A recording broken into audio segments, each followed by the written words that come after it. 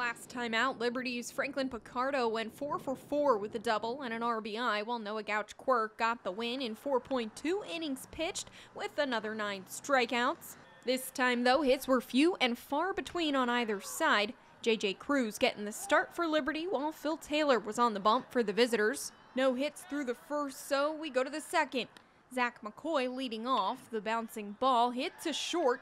The throw to first a bit high, giving just enough time for McCoy to leg out the infield single, beating the throw for what would end up being the Hawks' only hit on the afternoon.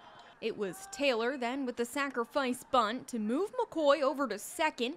He'd end up stealing third then with a wild pitch from Cruz. So only 90 feet away with 2 outs, McCoy uses that speed once again. Another wild pitch from Cruz as McCoy slides in safely at home. The 1-run advantage for the visitors would prove to be the difference maker in this one.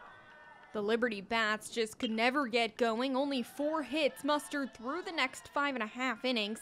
The single from Gouch-Quirk in the bottom half, one of those 4. But then it's a double play to end the inning. Paul Erfel hit sharply to second. The throw back to home for the 4-3 double play. And the Hawks hype about that one as Becca would just make smart, crucial plays like that all game long.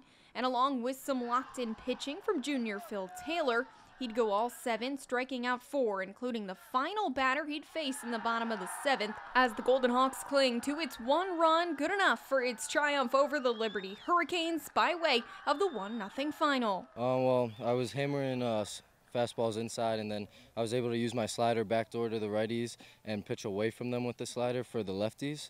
And yeah, had a great defense behind me, didn't have to strike out too many people, but when I did, it counted, and it felt great.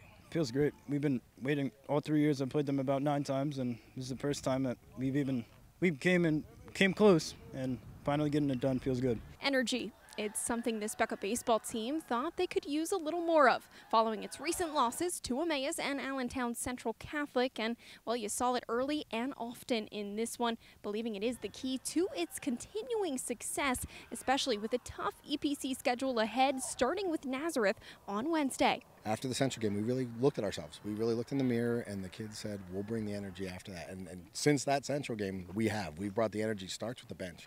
Those guys on the bench. And I preach to our team. We have 18 guys. It takes 18 guys to win.